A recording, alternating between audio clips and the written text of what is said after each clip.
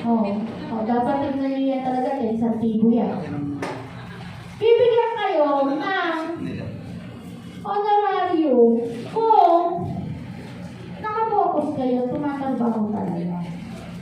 Pero hindi naman kayo bibigyan ng honorarium kung kayo ay walang focus. Ano, at wala kayong karapatan humingi ng honorarium kung kayo ay walang focus. Ano pa? Ang pagtanggap ng isang bagong panlugot ay dapat puspusang isinasaalang-alang upang hindi mailagay sa kompromiso ang kakayahan. Bakit wala ng internet? Kakayahan upang maisagawa ang mga kasalukuyang responsibilidad. Pagbago ho ang ating mga officer, isaalang-alang ho natin yung kanilang pagiging bago. Ibig sabihin, ipapaalam sa kanila ano ba ang sitwasyon ngayon, ano na ba yung mga proyekto kailangan natin gampanan, ano ba ang tukulin ko, may turnover po sa mga bababang dating opisyali para alam nila yung gagawin nila. Ang mga responsibilidad ng board ay maaari talaga sa mga committee upang matugunan ng mga direktor ang mga pangunahing bagay na mas malalim. Dahil na sinabi ko, yung bawat committee, may functions yan. At kung meron na yung mga kailangan polisiya, yung mga patakaran, pwedeng ipadraft nyo na o pagawa ninyo muna sa committee. Kapag nagawa na ng committee yan, saka nyo reviewin para less yung trabaho ninyo bilang board of directors. Ano po? Ang mga responsibilidad ng board ay ang agenda ng board ay dapat na maingat na binalak, ngunit may sapat na kakayahang umangkot na paunahan ang mga emerhensya at hindi inaasang pangyayari. Dapat ang agenda ng board nakahanda na yan 2 weeks before the meeting. And then, meron kayong time dun sa mga urgent matters. Hindi porket hindi naka-agenda, pero yan ay urgent, hindi nyo na isasama. So, meron kayo dapat time na mga 1 oras o 2 oras dun sa meeting ninyo na pag-uusapan is urgent. Nasa bandang dulo yun. Kaya ng meeting ninyo. Ay, sorry.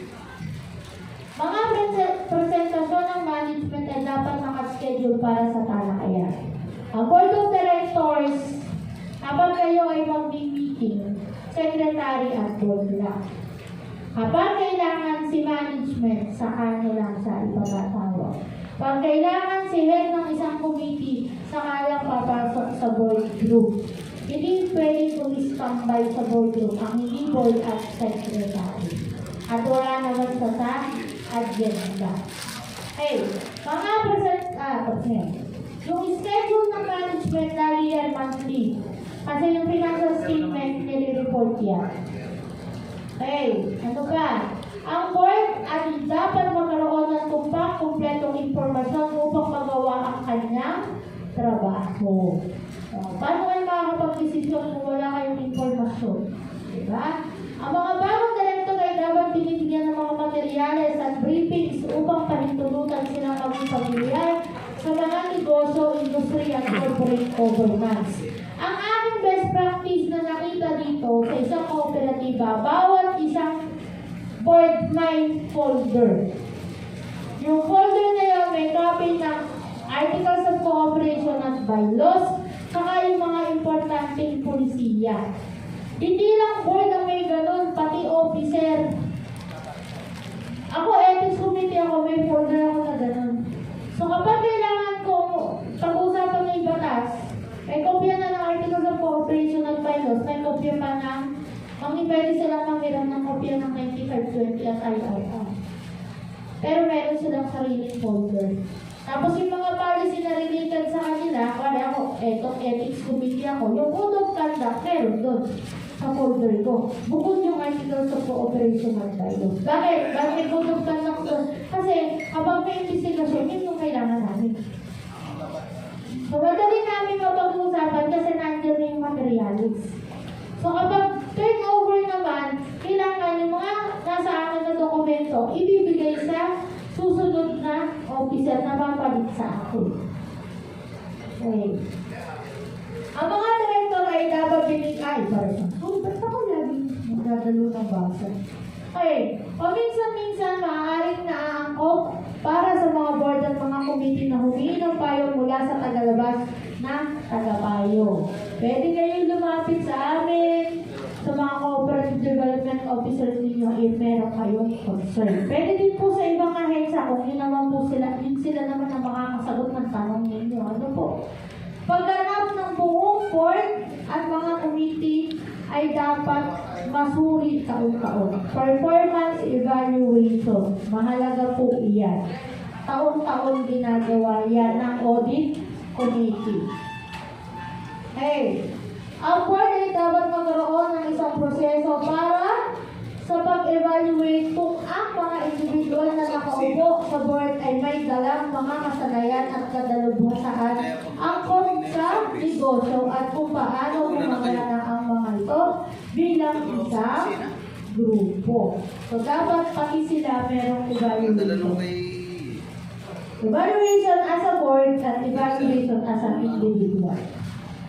Para naman pag humirit kayo ng increase, diba, kayo rin ng 90, ang buong board ay nakarate ng 95, hindi nyo bibigyan ng ng insentibong investment lang ang bigyan ng 1%. Diba? Yung inyo 800, magiging 808. Kasi 1% lang. Ano po? Ay naman na ba yun? Ayan, nagpaplano para sa pag-alis ng mga direktor at malugod na pagtanggap sa bagong miyembro ng board ay mahalaga. Election committee dito dapat kayo nagtatrabaho. Saka si board, huwag niyong ibuli. Bago lang hindi sasama sa kwentuhan. Uso ata sa Pinoy yun Ay, bago yata. Bakit pa natin, huwag natin pagsin. Di natin sila, bati. Pinoy, di ba? O, ganon. Sa board hindi pwedeng ganon na hindi natin sila pwede. Bakit? Dapat lahat kayo friends. Di ba? Parang malaki kita. Gawin ng Chinese yung mga yun. Hindi na totoo yun. Kasi kung hindi sila papansin, hindi kayo makafunction as one.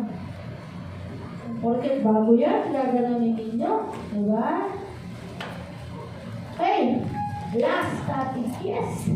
Tapos ito.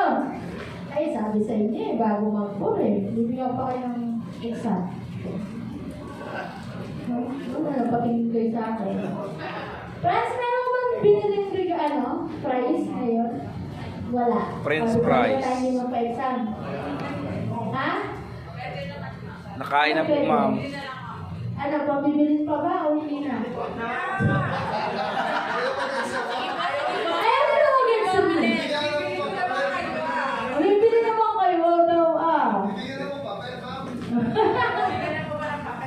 Okay. Takot bigla ang mga tao. No? Get 1/4. Tapos, hindi po masawa ng certificate. Ano? Kayo? Okay.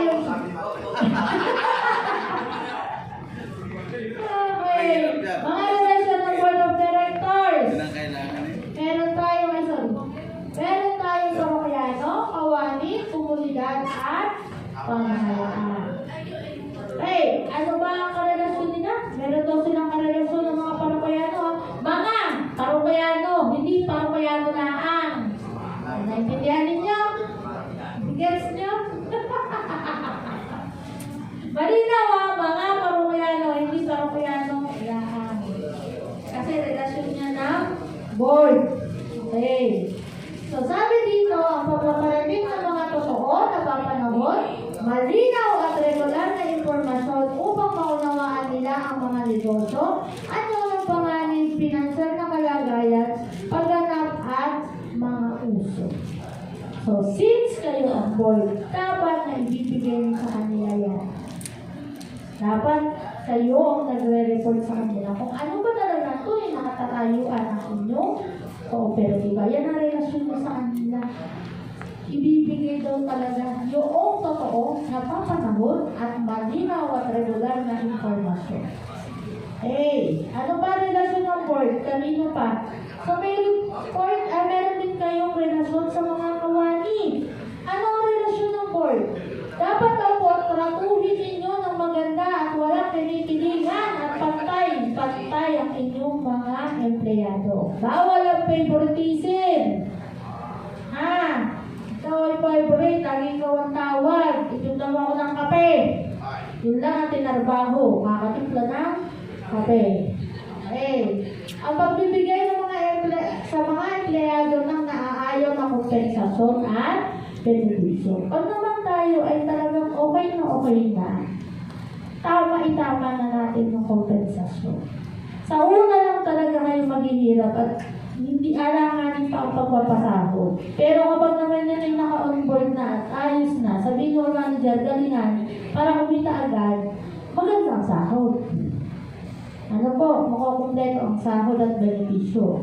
Pagtataguyod ng mekanismo para sa mga empleyado upang alertuhan ang board at management sa mga paratang ng maling pag-uugali hindi natatakot ng masamang pagganti. Feedback mechanism. Magkaroon kayo ng feedback mechanism. Ibig sabihin, ito yung performance mo. Dito ka sumara, ganyan. Tanungin mo sa kanya, anong problema?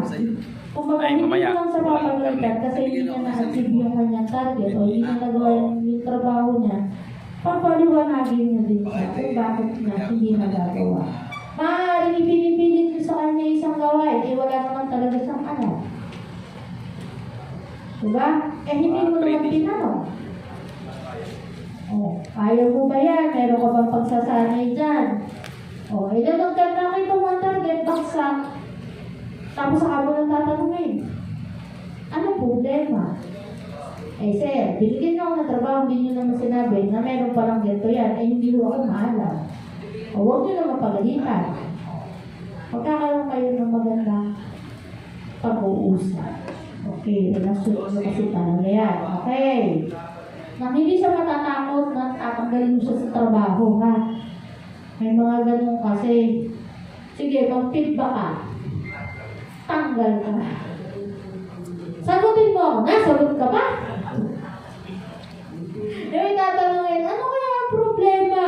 Tapos nung sumagot, talagang nasagot ka ba? Ay pag ganyan ang iyong mga boss, sumasakit na ang ulo mo niyan. Ay ano pa? Ang pakikipag-ugnayan ng totoo sa mga empleyado tungkol sa operasyon at pinansyal na pagganap. So, yung ating performance at financial statement at yung ating operation dapat maayos ninyong naiintindihan dalawa bilang board. Ito yung sitwasyon ng financial nating estado. Ito yung operation ng estado. Nire-report yan, maayos yung unayan ninyo. Nagkakaintindihan kayo. Baka ang intindi mo ay kita, pinapaliwanag sa'yo, lugi. Wala sa hulog. Parehas. Ano ba? Ang pagbibigay sa mga empleyado ng mga sapat na may mga kakailanganin na teknolohiya sa kaya-kaya kong paligiran na pagtatrabaho. Hihingan mo ng computerized hard copy. Sabi ng hard copy, printed sa papel. Na report, wala ka namang computer, wala ka pang printer. Tapos yung papel, wala din. Galing mo. Tapos gagagalit ka kasi secretary, hindi pa i-produce yung hinihingi mo. Try mong ibigay yung computer, try mo din ibigay yung printer, at bumili ka din ng papel. Ewan ko lang, pag hindi ibigay sa'yo ni secretary yung kailangan mo. Meron akong isa naman sitwasyon, itinulog sa kahog sa maliit na room. Manager siya. Yung sa room na yun, walang bintana. Nasa gitna ng kaparangan kasi katabi niya ay basketball court. Parang kaya yung maliit mong simbahan. Tapos katugtong lang siya ng isang building doon na may isang room. Parang utility. Utility room po, yung tambakan na nandun siya, may isang mesa, may isang silya, puro dokumento, walang bintana, walang electric fan. Sinasabi ko sa inyo, nakita ko si manager, naglalakad sa kaparangan, may dalang electric fan, simpler na. Ako puminit ang ulo. Sabi ko dun sa CDO, dun sa partner namin sa local, sa munisipyo.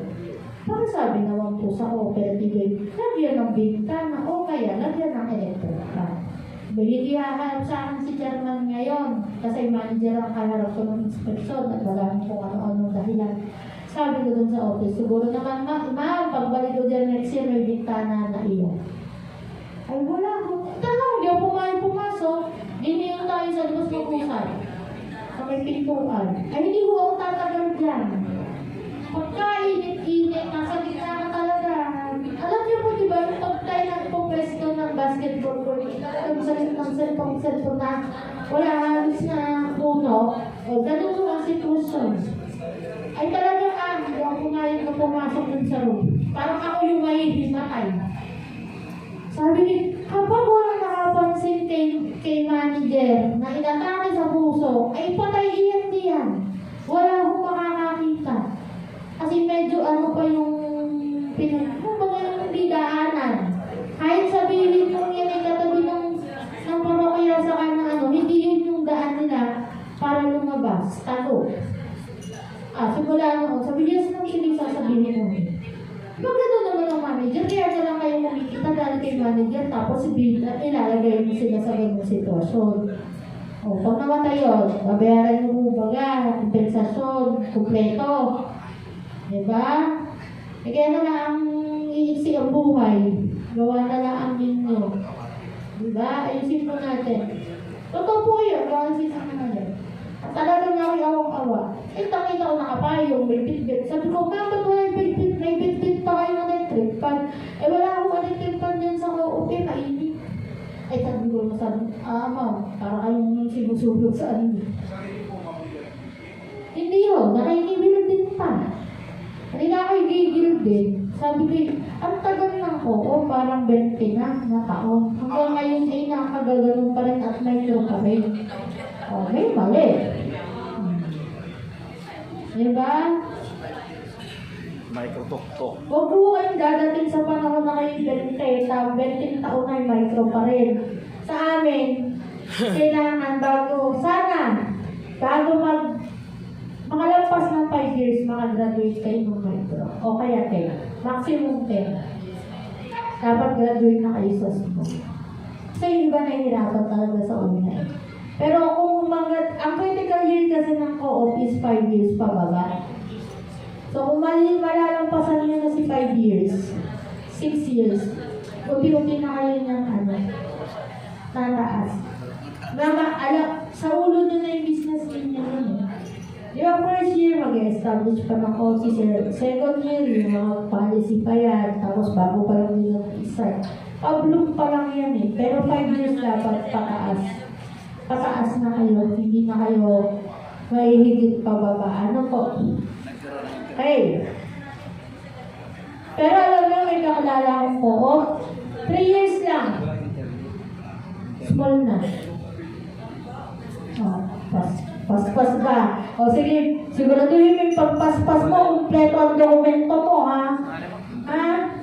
Mahirap pag naman sobrang bilis at ang di naman maayos ang pamamahala at ang dokumento, wala din mong kwenta pagdami.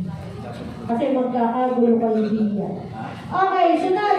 Komunidad. Pagbibigay ng mga donasyon o contribution, paghihikayat sa mga direktor, managers at mga empleyado na bumuo na relasyon sa komunidad, pagsulong ng kamalayan sa kalusugan, kaligtasan, kapaligiran at iba pang alalahanin. Kaya kailangan meron kayong community development plan o social development plan kung saan pinaplano ninyo yung mga programa ninyo, mga aktibidades ninyo, at doon nilalagay o ginagastos yung community development fund ninyo.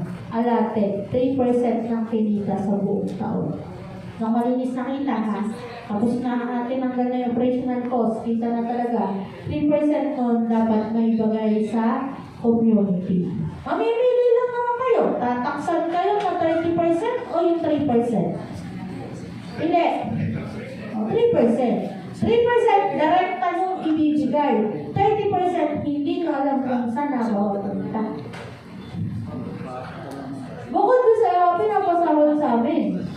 Diba? Kasi, ano ninyo, yung tax natin, o tinataksan yun, pinapasahod ko din po yung sarili ko, huwag kayong mag-alala. Kasi yung tax na binabahod sila sa akin. Sa akin yung binabalik, diba? Kasi napapasahod din ako. Diba? Gano'n ka-unfair yun? pinasasahod ko yung sarili ko. Okay, sunod. Pamahalaan, pagbuo, pagpapatupad, at pagpapanatili ng epektibong legal na pagsunod ng programa, pag-ambag sa mga pampublikong talakayang patakaran, pakikisangkot sa mga talakayan tungkol sa pag-unlad paggawa ng batas at desisyon ng mga kaugnay na batas at regulasyon. Di ba po, minsan, hindi nyo pa nararanasan talaga mag-lahat. Makakaranas kayo na napapatawag ang CDA ng forum. Yung forum ngayon para sa mga ilang polisiya na kailangan nating reviewin, nahingi kami ng comments sa mga kooperatiba para maiayon dun sa inyong issues and concerns. Siyempre, paggagawa na kami ngayon kasi kailangan na paggagawa kami ng batas, may konsultasyon na sa inyo. So, bilang kooperatiba, meron kayong relasyon sa amin na tumugon sa mga forum. Kasi hindi namin maririnig ang issues and concern ninyo kung hindi nyo sasabihin sa amin. At through forum po, doon natin sa nabibigyan ng pagkakataon. Lalo na ang kausap natin ay yung mga bossing sa taas. Kasi kami, hindi masyadong makakakilos. Kasi pag kayo nang sabi ng issues and concern, kung kaya namin resolbahan na resolbahan. Pag hindi kaya, itinataas pa rin mo namin yan sa kataas-taas. Pero dahil ngayon may konsultasyon na sa inyo, madali o direkta nyo nang naibibigay sa kanila yung concern.